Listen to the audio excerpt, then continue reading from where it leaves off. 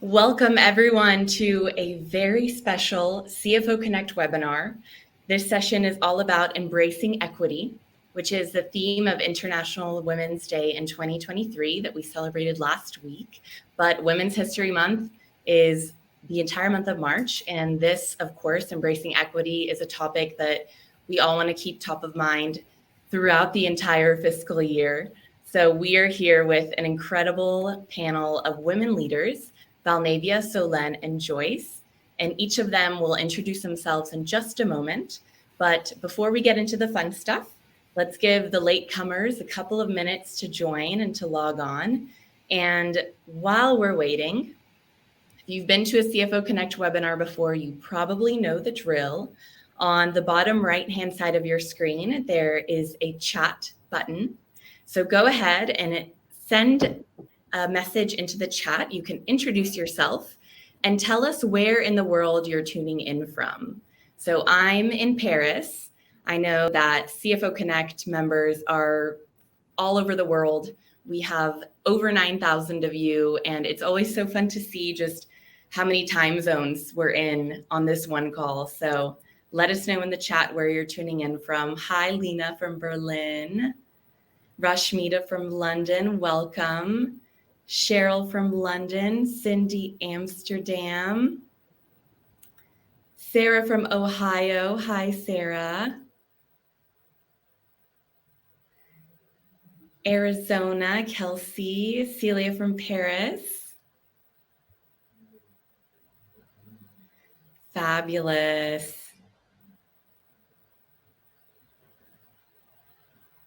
Thank you. So cool to see. We are in so many different countries. So thank you very much. Keep introducing yourself as you come in. And bonus points, if there is something in the session that you really want to get out of it, or a topic that you really want the speakers to talk about, let us know in the chat as well, because we want this to be really interactive and feel free to let us know. So on to the next very important point is that right next to the chat tab that you're in now, we also have a questions tab. And like I said, throughout the session, ask any questions that you would really like our panelists to answer. And we can either do this very interactively, but in any case, we are saving some time at the end of the session dedicated specifically to Q&A. So make sure you know where that questions tab is and that you can ask your questions right in there. So a quick introduction from me. My name is Alejandra, and I am on the community team at CFO Connect. CFO Connect is a global community of finance leaders. And as a finance community, we host events and workshops like this one. We also have a private Slack group for CFOs, and we curate excellent content specifically for finance leaders, which is designed to help you level up in your career and be the best leader that you can be. And CFO Connect is a community created by Spendesk, which is a 7-in-1 span management solution that was built and designed specifically for modern finance teams. And what's great about Spendesk is that, especially in these times, it helps finance stay in complete control and have total visibility over everything that's spent. So this is crucial in today's climate, and it's just a game changer for finance teams. So if you would like to learn more, go to spendesk.com. You can see in the chat tab, you have the links for both CFO Connect and Spendesk. Last piece of information, this session is being recorded. So if you have an emergency and you need to go, we will have this session available for you later. And without further ado, we are here with our three very special guests, Vulnavia, Solène, and Joyce. So Vulnavia, please introduce yourself. Hi, Alejandra, and hello to everybody that's tuned in. My name is Vulnavia, and I'm calling in from Cape Town. I see there's no one else from Africa, it seems, but that's okay. I'll represent the continent. And I am head of finance at Bash, which specializes on omni-channel technology. It is part of a listed retail entity, and our mandate is basically to make fashion available to people wherever it is they are. I have 14 years experience in finance, and I've worked from across different sectors, specializing in the past 5 in e-commerce technology. And I'm very happy to be here. Thank you. Solène? Thank you so much for inviting me to this event. So Solène, I'm working as an investor at Balderton Capital. It's a VC fund based in London, but investing in European founders. So we invest from seed to Series C in various different types of sectors. So fintech, we invested in Revolut, Go Cardless, but also retail with Vestiaire Collective, Depop, cybersecurity, food, climate. So very broad. Before that, I was working as an investor in another VC fund, but investing only in fintech and insurtech. So that's it. And calling from Paris, but I'm usually based in London. Thank you, Solène. And last but certainly not least, Joyce, tell us about yourself. Hi, everyone. I'm Joyce. I'm Canadian by background and accent. I've been a practitioner and a lifelong student of finance for the past 20 years. I've worn different hats during that time period, started my career in corporate finance, did banking, private equity, VC, and started Pegafund about 3 years ago. And what we do is we provide fractional CFO services to institutionally backed VC and growth equity backed SaaS businesses. And we help make their finance teams the most valuable, or one of the most valuable, I should say, parts of the organization. So happy to be here. Wonderful. We are so happy that you are all here. And I think what's super exciting about this panel is that each of you are playing a different role. So we have Solène, who can tell us about, from the VC perspective, we have Vulnavia, who's in-house, and then we have Joyce, who is doing CFO as a service. So we're going to have like many different perspectives, and I'm just excited to hear what you have to say. So let's get into it. My first question for you, and let's give this one to Vulnavia. How does your organization at Bash, how do you encourage diversity, equity, and inclusion in your organization? And what are the practical steps or actions that you're taking to make this happen? Thanks, Alejandra. I think what's important is that, I am in South Africa, and I think most of your listeners know and understand that we have a history of apartheid. And so that is something that corporations and government specifically have been trying to right for the past 28 years. Now, how it's manifested is that we have tried to address this legacy through the Constitution. And you'll know that South Africa's Constitution is rated amongst the best in the world. And what it does is that the government has published specific regulations known as BBBE regulations. And those try then to redress specific equity-related matters around employment, ownership, supply chain management, and previously disadvantaged groups within society. The approach itself, it's scorecard-based, and any entity, especially a listed one as this, basically what we try and vie for is bragging rights. And so my company has taken this initiative, and then it looks at different dimensions across ownership, management, skills development, socio-development, and what I'm trying to make this as practical as possible for everyone. But what we then do is, using that scorecard, we identify and earmark projects that are going to give us the highest score, which in turn allows us to redress these issues. And so the advantage we have, or disadvantage in some instances, is that this is a government mandated protocol for a listed company as ours. So we have almost no choice in doing it, but equally it's important, and TFG realizes that. TFG is our holding company. It realizes that, and so annually we publish specific mandates and standards that we need to hit ourselves. And so at a step-by-step level, we take what the government, through the Constitution, through these protocols, what they determine as important, and then we see how we can practically address it internally. Being a fashion and lifestyle company, it's important to note that our supply chain is broad and it's wide, and our impact is really quite huge, right? We import from China, but importantly, we manufacture and we distribute to the customer by ourselves. And so every initiative that we have is applied across that supply chain to make sure that at least at an impact level, we identify where the most help at a previously disadvantaged level is needed, and we make that part of our strategic initiatives. Great. Thank you for that answer. And Solène, I'm curious because only 8% of venture capitalists are women. So what role does diversity and inclusion play at Balderton Capital? Yeah, so actually there are a bunch of ways as an investor, as a VC fund, we can have impact and implement D&I initiatives.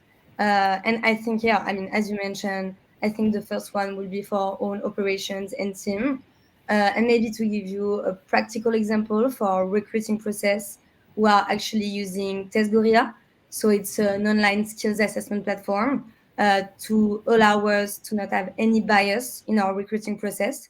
So it's basically like tests, but we cannot have a look at the gender or also the socioeconomic background. We can only see the answer to this test.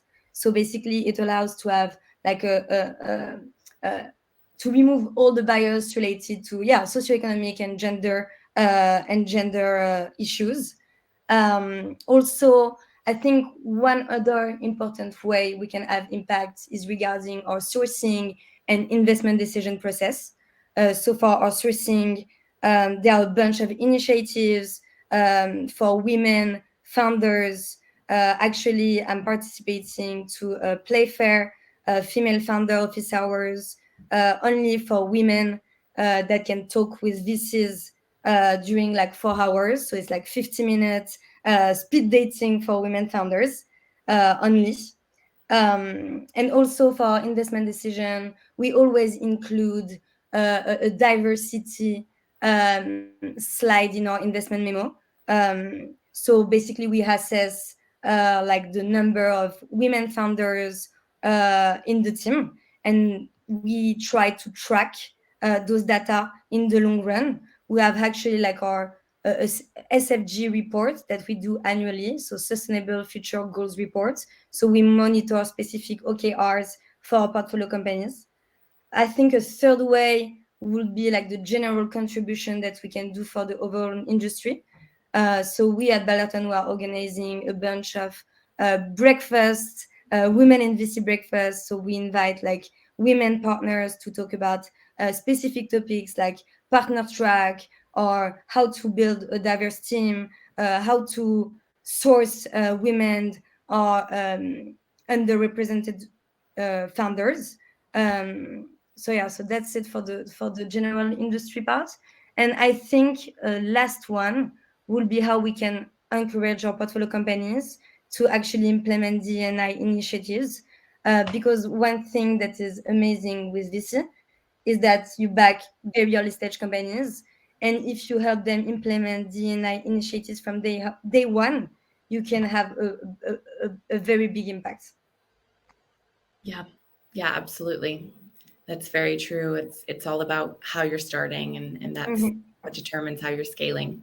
Really interesting. Thank you. And Joyce, so you work with many different companies. And so I'm curious to hear how diversity, equity, and inclusion manifests differently based on the organization that you're working with. And I would also like to know if this is generally a big priority for finance teams.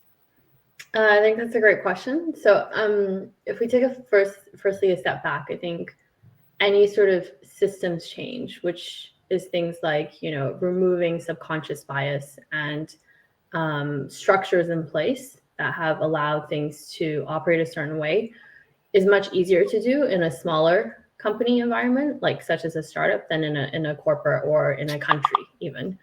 And to be able to even start doing the systems change, you need to think about first, how can you provide access to people that are underrepresented? then it's about visibility and having role models of people within leadership roles. And lastly, it's supporting all of that through data. So actually looking at business performance and how D&I is contributing to, higher growth, more efficient businesses, more value creation overall in a company environment. And I would say with some of the companies that we've worked with, one classic example is, we worked with a company that was bootstrapped for many, many years, and they decided then to take on venture funding. And one of the key priorities for the founder CEO from day one is to always have 50-50 representation on the leadership team. And so they had, when they went out to recruit, they said, okay, we're going to make sure that our management team, our leadership team is 50% women, 50% men. That has since transpired to the rest of the organization. And they've been able to maintain that as they continue to grow and scale. Another example is I recently read a report that talked about how if you look at some of the top performing European SaaS companies out there today that have received funding, the ones that are performing in the top quartile, meaning the top 25% of growth and overall business performance, actually has more female executives as an overall percentage of the company. So that's like the data out there is illustrating that actually diversity, and I think diversity not just from a gender sense, but from a broader education, background, thought, and experience contributes overall to greater value creation. So it's really, to do systems change, you need all the participants to move things forward. And that includes really thinking about things from a holistic point of view. Yeah, absolutely. And that's what leaders are in a position to change on an organization level. So yeah, absolutely. That's absolutely true what you've said, that women-led companies, the data shows that they tend to outperform those led by men. So Solène, do you discuss or do you prioritize women founders with your portfolio companies? Yeah, so basically, I think that with our portfolio companies, we try to make them understand that it is really important to have a diverse management team, leadership team, and to have a diverse board. So we cannot force them, but we can encourage them in different ways. So first thing would be to help them with recruiting. So we have dedicated people in our team. So not part of the investment team, but actually like dedicated to help them source more diverse profiles for their leadership team. And also our partners that are at the board are also helping the CEOs to meet with more diverse advisors. Because maybe to give you a bit of context, but today 87% of our portfolio companies have at least one woman in the leadership team. And 36% of our portfolio companies have at least one woman at the board. So this is also like statistics that we want to track and progress on. So our objectives are for like the first one. So leadership team will be to reach 100% of our portfolio companies with at least one woman in the leadership team, and 50% of our portfolio companies with at least one woman at the board. So those are part of our own OKRs. So that's why we are pushing our CEOs and our portfolio companies to do efforts as well, because we are publishing those reports annually. But yeah, I think it's like recruiting, helping them like on a daily basis. Our partners are like talking to the CEOs very frequently. And as I mentioned, I think starting from day one is always easier. So yeah. Yeah, absolutely.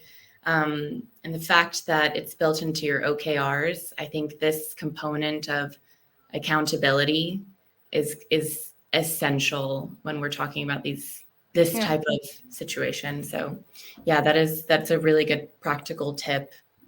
And do you expect those numbers that you're tracking, do you expect them to trend in a positive direction in the near future?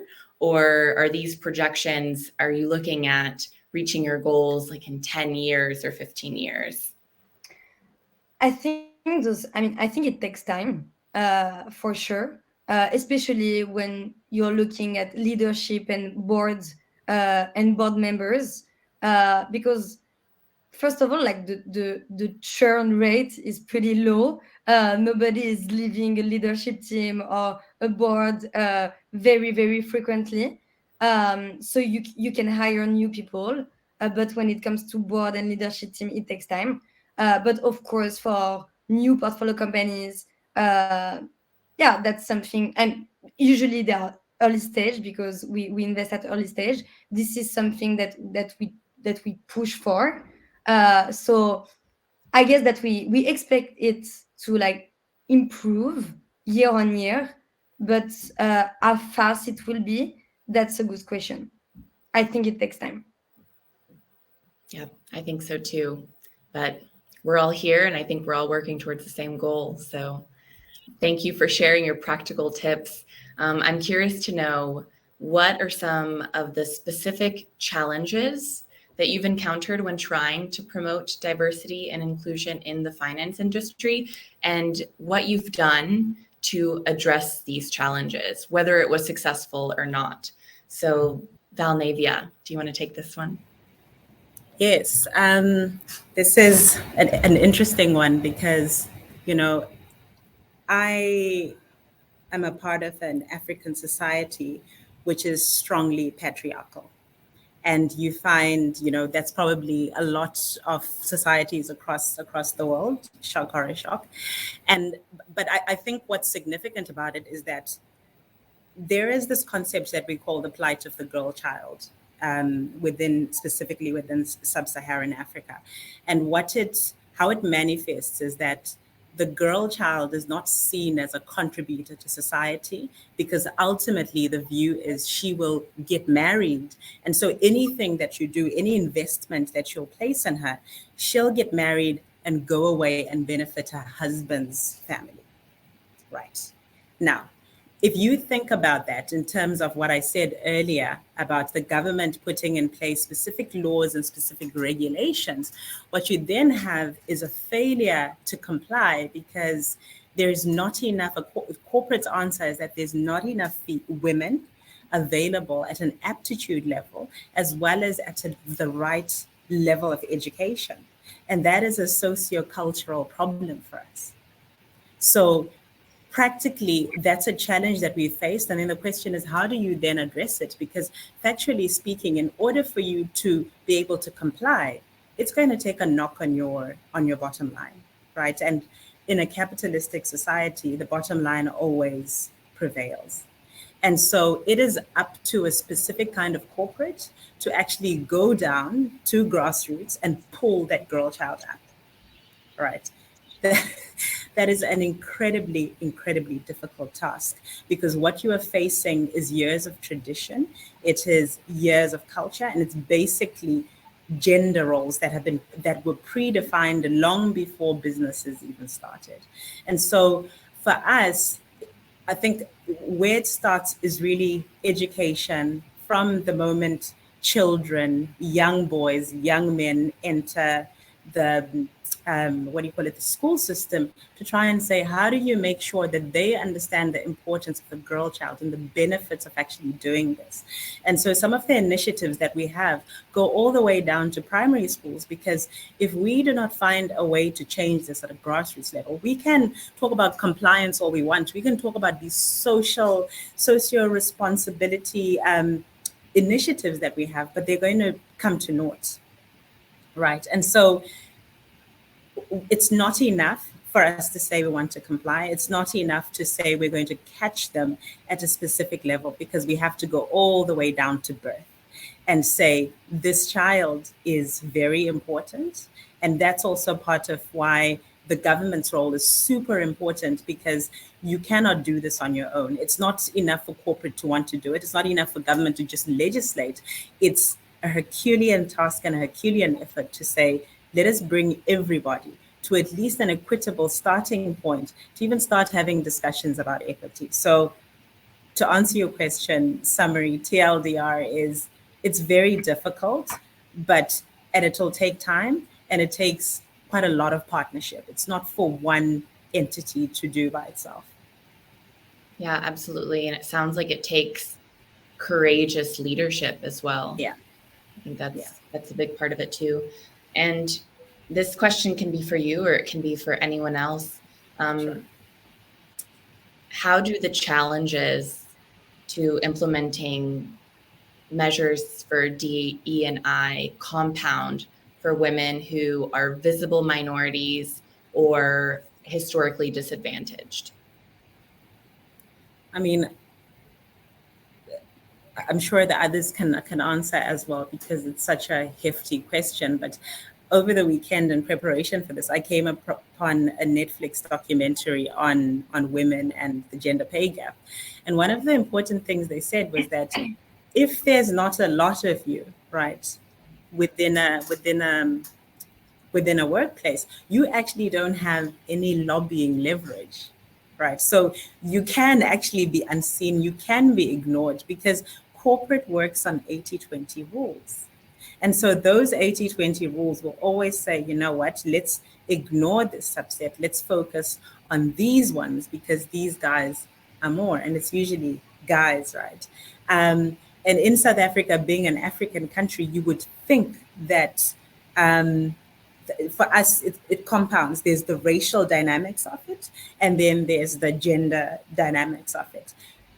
You would think, being an African country, that in the workplace you would have more Black people, you have more white people within the workplace. So you have this skewing of the population represented within corporate, where you have 10% of the population probably makes up 80% of the workforce, right? So when you enter, and especially if you are a woman of color, you're already a minority within that place. And you're a minority based on a system that was put in place years before you even entered. So one has to battle against the legacy and the norms that were created during apartheid, the legacy and the norms that are created socially and culturally, and then effectively, you know, you guys have heard it all before, you come across as being super aggressive, right? Because you have to fight for an entire population here. You come across as being super aggressive, super confrontational, when all you're trying to be is absolutely heard. Yeah. So those are some of the challenges, and it would be remiss of me to say this is let's say at a bash level. This is almost at every single entity where I have entered and I have worked at. This is a systemic issue that has to actually be dealt with. It's a real challenge. Yes, absolutely. And when you are historically disadvantaged or a visible minority, I think, like you mentioned, it's about sticking together, because one person can absolutely not do it alone. And that is the power of community and of having that strong network. Joyce, would you like to weigh in on this? Yeah, I think what you said, Alejandra, and also Vulnavia is like spot on, which is you need to have the power of community, but also common language. And there's very few common languages in the world today, right? So we're not talking about English, we're talking about things like sports, music, and ultimately finance. Finance is a common language that's spoken by every country, every business, every individual. And so it goes back to, you know, if you look at the whole pipeline of, let's talk from a business point of view, leads to sales and ultimately to conversion of women in leadership roles, of diversity in leadership roles, you need to start at the very beginning, which is to be able to empower people with the common language of understanding basic financial literacy. How do you read the 3 financial statements? How do you create a personal budget? You know, how do you think about how this then impacts how you communicate with your counterpart in other departments within the household? When you start thinking about, you know, future planning, having kids, like even that discussion between, you know, if you're in a man and woman kind of relationship, that's even in itself manifests, right? So I think a lot of it goes back to the fundamentals of like Do you understand where money comes from, how it's being spent, how you invest money, how are you doing that within a certain time frame? And once you up level everyone to the same page in terms of speaking a common language, then it's much easier to have proper discussions around it. But it is difficult because in the, you know, in a world of let's say the law of small numbers, which is there are very few women in senior leadership roles, it's like, okay, you're always going to be an outlier. And if, to Vulnavia's point, if a business is set up to cater towards the average or the norm, then you're always going to be on some side of the standard deviation. And so you need to be armed with not only the data, but also the people behind you who can support you, who can lift you, who can put you in a position where you have the influence to make a greater impact to the next generation and to that next level of leadership. Thank you. Yeah, really nice. And to your point about maternity, I was wondering actually, because at Spendesk, we're in discussions about our maternity and paternity packages and how we maybe want to improve them. So I'm curious how that plays out at your companies. And so anyone, feel free to take this one. If you've seen good examples, if you've seen bad examples. Go ahead, Solène. Yeah, no, maybe one thing at Balderton. So basically, like men and women have the same time for paternity and maternity leaves, and they strongly encourage the fathers to actually take their paternity leaves of 6 months. And I think that's really great, because as a woman, it's also a positive thing if men have like a significant amount of time after the birth of a child, so that we are not the only ones taking some time off. And I think it's really good to encourage that. I know that in France, there are a lot of new regulations, and there were a lot of debates regarding paternity leave as well. And the tech community was strongly supporting the paternity leave. So yeah, I think that's there are positive things happening. Yeah, I think so too. Right now, it's an interesting time because things are really evolving. Yeah. We do not have that, guys. We do not have that. So men can take, I believe it's 10 days, and women can take up to 4 months.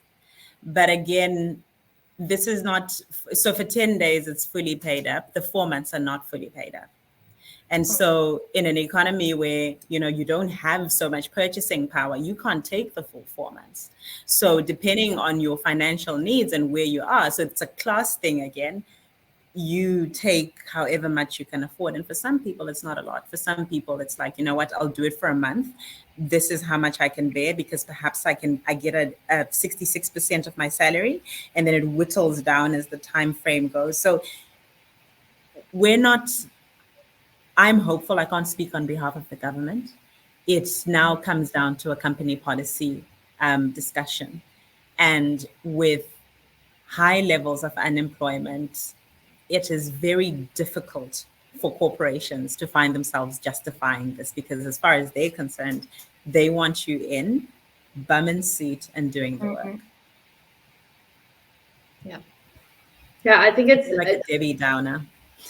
No, but I sort of completely agree with you, because I think there's the kind of idealistic, what we would like to see in a perfect world, and then there's the reality of what how the systems have been currently set up. And I think across Europe, with the exception of maybe Sweden and Germany as well, I think is starting to change. Most countries don't have maternity or paternity policies in place that make it equal for the man and the woman. Nor do they have, not just beyond kind of, how do I say, sort of compensation from the government, which oftentimes is very minimal, to be candid. It doesn't even cover the cost of like daycare for a child if you're looking at high quality sort of daycare. it's also the systems around it, right? So the support services, the making flexible work, being able to have hybrid work environments, which we're fortunate to, and if we work in the tech startup environment. But if you think traditional industry where you need to go into the office or a physical space 5 days a week, it's a little bit hard to manage with, a 2-year-old child that's needs constant feeding and attention. So I think it's, going back to the earlier point, it's around like removing the points of subconscious bias, which starts with access and understanding. Then it's about systemic change, which is across the whole ecosystem, right? From governments to corporates to startups and all the people that can lobby against it. And then it's having really like benchmarks and role models in place that you can aspire towards. Yeah. It's not going to happen overnight. It's going to take time, but it's definitely worth the effort. Yeah, thank you for sharing. So let's talk about compensation. So CFO Connect, every year we publish a CFO salary benchmark. And when we did it last year in 2022, we found that men in finance on average earn 13% more than their women counterparts.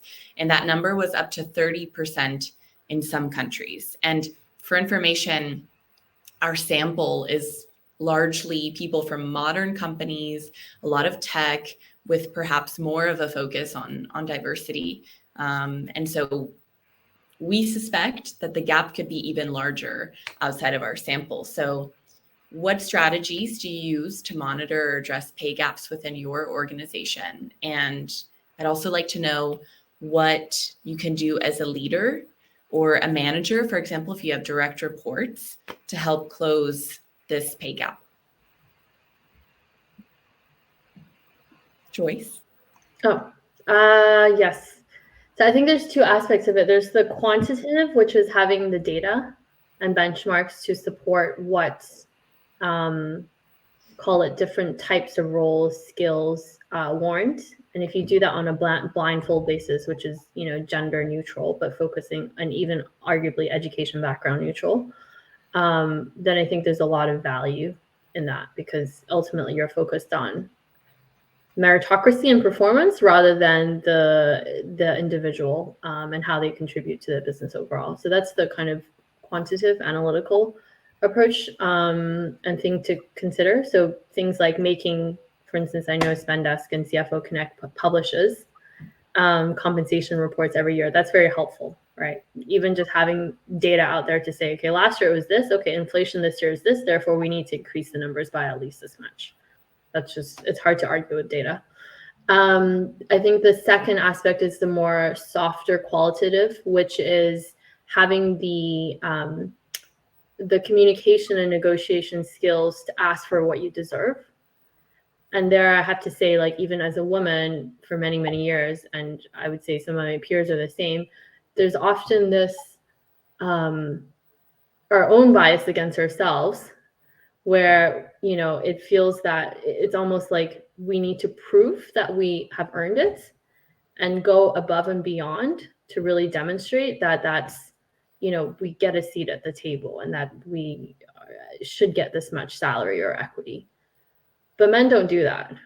And, I've worked with mostly men for the last 20 years, having been in finance and tech, and men just they go after it. They may not even have the skills or they've delivered on it necessarily, but they do it. So I think having that, I call it unapologetic boldness to go after what it is that you deserve, not necessarily have earned the right to, but also building those soft skills, which, an executive coach or having a mentor or advisor can be really helpful for, to go after what it is that you want is something that also, I think in a way women can aspire towards, to learn from men in the same way that men can learn from women in terms of some of the more softer modern approach to leadership.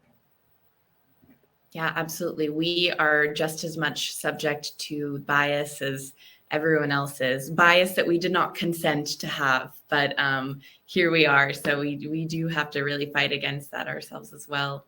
Solène or Vulnavia, would you like to add anything? No? Okay. Completely agree with you, Joyce. So nothing to add. Okay. Yeah, it's we can't over litigate it. It's Yeah. everything she said. Yeah, perfect. My next question is, what can you do today? So our community is mostly finance leaders, CFOs, VPs, head of finance. So it's a community of people with influence who are leaders. So I'd like for you to share an idea for how our audience watching, what is one thing they can do today, a step they can take or an action to empower others to move this issue forward.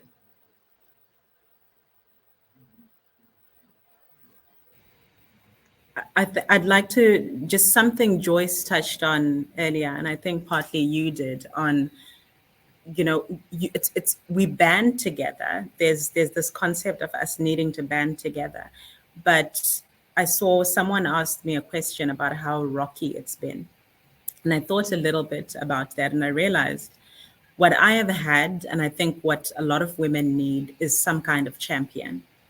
It is impossible for you to get through on your own, because it's already, if as a woman you are a minority of sorts, you are incredibly different.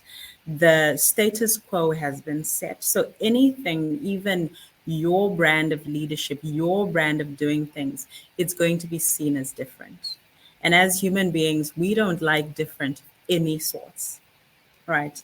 And so it's important for, almost at a hero level, I'm sure most of our listeners like fantasy, to have one who rises from amongst the mob to champion the cause of someone they see as, you see a star and you acknowledge that person from a merit level, and you acknowledge them in spite of the fact that perhaps there is someone else that that is the same, and you fight against your biases, and maybe you do it as maybe like just a social experiment. Pick a woman amongst the horde and be their champion. It is so very important, and data around women just needing a champion and excelling when they find a champion, there's a lot of it. I read a Harvard Business Review article that said the one thing that sets us apart is actually at a gender level, not race, not anything like that. It's the way women act, and the way men act in any territory is more or less the same. And women like to know that they're amongst friends. They're not competitive for competition's sake. So just knowing you have one friend, one friendly face, that's important. Yeah. That was important to me, especially. I completely agree. And I think that, the more senior you are, the more support you can give to the more junior people in your company. And I think, and maybe it's even more true for women, but I think we might need more validation and some proof of credibility sometimes. And I know that, one of my partner at Balderton, Rana, she's always like giving credibility to the more junior people, saying, yeah, thank you, Solène. Thank you for what you just said. Super useful, super helpful. Just those little things, just showing that what you said was relevant, was like credible, and brought like, interesting thing to the conversation. Just showing it to the group, to the rest of the group, is already like, a small way that you can do to help other women in your organization. Absolutely. A little goes a long way. Exactly. Just little goes. Okay. Go ahead, Joyce. Sorry, if I can just add one last comment. I was going to say, I think also, I would love in a year, maybe that's overly optimistic, or in 5 or 10 years time, where like a panel like this, we don't need to have anymore, because this is no longer a topic that is something that needs to be front of mind. I think, unfortunately, that isn't yet the reality today, although a lot has changed in the last, 5+ years. One of the things that I personally found very helpful, to your point earlier about, having people that champion you and give you a voice at the table, is I've always sort of had informal mentors or advisors. most of whom, I would say 80-90% are men that are further along in their life and also in their career. And they have supported me not because I'm a woman or because I'm Asian, but just because they've, there's an inherent curiosity or ambition, a growth mindset. And therefore they pave the way for those types of people. So I think identifying those people in your career, also in your personal life, that are 10 years older, that are 20 years older, that have most likely done the mistakes that you're about to make or have made the mistakes that you have already made as well. Those are incredibly valuable because those are the people that are going to open doors for you. They're going to open windows for you. And ultimately, what they get back is also a different perspective that they can then share with, their kids or their grandkids, their partners. I think that's something that's super, super important and valuable because you can't, this whole, discussion about men against women, it doesn't work. Like we all need to kind of work collaboratively together to understand both perspectives. That's the only way you can do systems change. Absolutely. I agree. So I'm looking at the time and we're quickly running out, but there's one question that I really want each of you to answer. And it's, as a woman and as a finance leader, what is the single best piece of advice that you've gotten that you can share with our audience to take away? I think related to what just Joyce said is maybe like surrounding yourself with the right people. Who can support and help you along the way. Thanks, Solène. For me, it came very recently, actually. It was that I must be very clear on what my purpose is, because all my choices would rise and fall based against that backdrop. And so, it's generic advice, right? I think we all know this. It's like, what is it that you really want? But define your values and be very clear on that. And that will make it easier for you to make decisions, for you to step away or step in. And so that for me has been almost like validation at that is so very obvious. Thank you for that practical life step. Yeah, that's a great one. I completely agree. I think values and vision, if you have those two in place, then naturally things will come to you. And if you don't have those in place, then surround yourself with people that are inspirational, that can help you figure out what those are. But I think it goes back to, I think it's a quote by Henry Ford, or, someone who's long dead. But basically they say, you're the average of the 5 people you surround yourself with. So think a lot about how you're using your time, what you're investing that time into, and just really make sure that it's people that you see yourself not only from a professional perspective aligning with, but also from a personal life perspective. That's a great quote. We are so much more connected than we think. Wonderful. This has been so empowering, so inspiring. I love this conversation.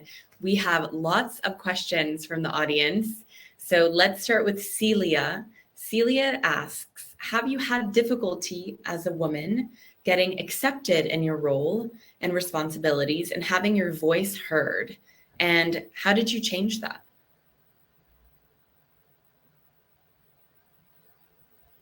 Anyone, feel free to jump in.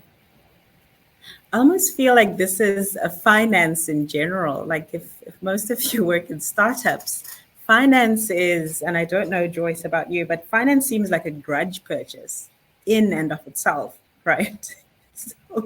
So the acceptance is really at making sure that, like I've had challenges in making sure that an entrepreneur who has not needed finance understands the role that I'm about to play and the value that they're about to gain. So my challenge has been basically articulating the value of finance. And sometimes, it's very easy to come in because you're almost programmed, because you've been fighting your whole life to say, okay, is this because I'm a woman? And, I think my husband, my would-be mentor, don't tell him I said that, was like, no. He's a consultant. He's like, absolutely not. Finance is a grudge purchase. No one wants it. No one wants to have to deal with tax and compliance matters. So sometimes it's basically, I've had to deal with things through that lens. But more specifically then from a gender perspective, I don't think I've had challenges per se in getting my voice heard. There have been moments where I've had the typical being called out, like be less aggressive, be less abrasive, etc. But that's because I'm quite forthright. Now we go back to the norms that we spoke about, that you're supposed to be a little bit more gentle, but I guarantee you I'm like most of my peers. So the challenge is I've merely ignored them. You know, it comes with the role. If we want to discuss finance as the role of the dragon lady, that's also, you know, some of the nicknames you have coming across in there, because, you know, it's not a nice role. It's not a PR role. It's making sure that the business is sustainable, and that whatever decision we make today, if we look back through a different lens in 10 years' time, it's going to hold, right? And so the role is difficult in and of itself. So sometimes I no longer make a distinction. It's not a female thing. It's the role in itself. Yeah, I couldn't agree more. I've worked with lots of different personas, and even though I still wear the finance hat, I think finance is arguably one of the most difficult personas to work with for many different reasons, which we will not get into today. But I think at the end of the day, it's one of the things that have been discussed throughout is like having effective communication, which is very tricky, right? When you're in a remote hybrid environment with different cultures and backgrounds and languages and all that. That is such a important skill set that you learn through experience, through mistakes, and over time. But the more you are effective in being able to connect with someone on a human level, not just from a business profit, growth perspective, but just person to person. How can I help solve your problem? What problems do you have? I think that's how you get heard. You get heard when you listen, and you get heard when you have a different perspective that makes someone pause to think, and they have these aha moments that go off in their brain. Actually being different is not a bad thing at all. Being different makes you stand out from the crowd. And so you should embrace that difference as something that you can leverage and use towards your advantage, as long as you understand where the other person's perspective is coming from as well. Yeah, and I think like from an investor perspective and a bit more junior, I think the industry has really changed. And so today, the VC and tech industry, I completely feel that my voice is heard, and they clearly encourage like women to speak louder. So no, I feel more encouraged than like, okay, Solène, you should just shut up for what? I mean, not at all. Not in the VC industry today, but I assume that it changed a lot like over the past like 10 years. Yeah, thank you. And earlier, each of you touched on having champions or having mentors. And Kelsey asks, I'd love to hear tips for finding groups or mentors that have helped you in your career. So we've established the importance of having these things, but how do we actually find them? You hustle. It's just, sorry, I don't mean to sound. I think for me, it was largely through university network. That was a big, valuable part of it. So education, going back to education is really important. And then it's really from the workplace, people that you connect with that are further along in your career. So always try to think 2 or 3 steps ahead. I think one thing, if I could be a bit stereotypical, that women tend to be better at, I would say, not always, but tend to be, is planning. Think of yourself as a business. Where do I want to be in 3 to 5 years' time? How do I put myself in a position where I create the most value for myself, but also for the labor market and the company that I'm operating in? So think ahead, plan ahead, and seek out people that are open to giving their time and their expertise. And I guarantee you there's a lot more people out there willing to do that because they're further in their life, because they're at a point that they don't care about titles or compensation or wealth anymore, that for them it's just about giving back to the next generation. And if you show the willingness to invest in that relationship and also bring something to the table in return, then yeah, you don't even need to call them mentors. They'll be there if you on a WhatsApp call or, you know, through an email that you send at the most critical points in your career and life. I'd like to echo the hustling tip. I mean, I've asked random strangers that I liked that had done it, some my age, some much older than I was. My favorite by far is this, I think he's 10 to 15 years older than me. We've never met. We meet via Zoom once a month, and we have no agenda, and I just ask him questions. He's not in finance, but he has done life. He has run businesses.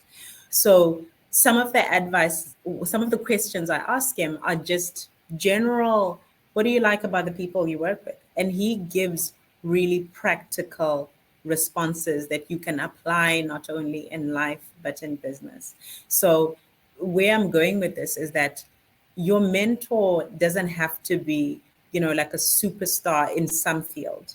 Your mentor can be someone who's lived long enough to be able to answer and to be able to see when you're about to make a specific mistake. One of my other mentors is my children's nanny.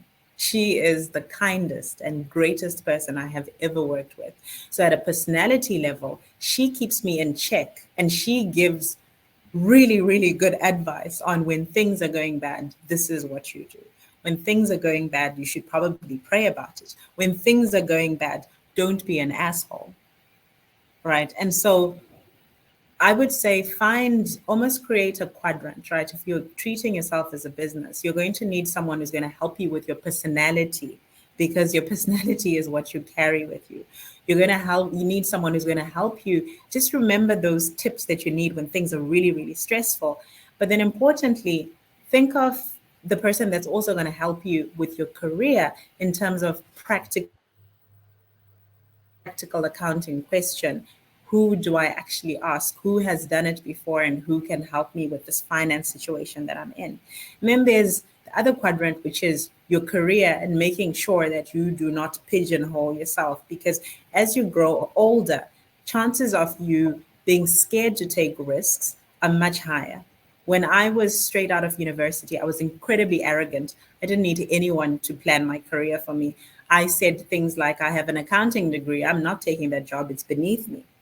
Now that I have 2 children, a husband, a mortgage, and car loans, I'm like, whoa, should I really do that? So you need someone who's also going to give you perspective. And so I'd fill those boxes with, it doesn't have to be a superstar. You can find them. You know these people probably. Just go ask them. They won't say no. We're very selfish as human beings. We love to mentor. And maybe one thing to add is that I think it's important to have mentors, but also groups of, ambitious people, either men or women, maybe the same age as you, and you can talk about like similar challenges that you're facing. So yeah, maybe an additional thing to the mentoring, a bit different, but also worth building, I think. Wonderful. Thank you all. This has been such a great session. We are out of time, unfortunately. I know I could keep going for a whole nother hour. It's been wonderful listening to your thoughts and your insights. And I think one of the key messages that we've heard here is keep connecting, keep networking. And CFO Connect is one of the best ways to do this. So if you're not already a member, do apply. And of course, if you'd like to learn more about Spendesk, Spendesk.com is the place to do it. And have a wonderful rest of your Women's History Month. And we will see you next time. Thanks, everyone. Thank you. Take care. Thank you. Goodbye. Bye.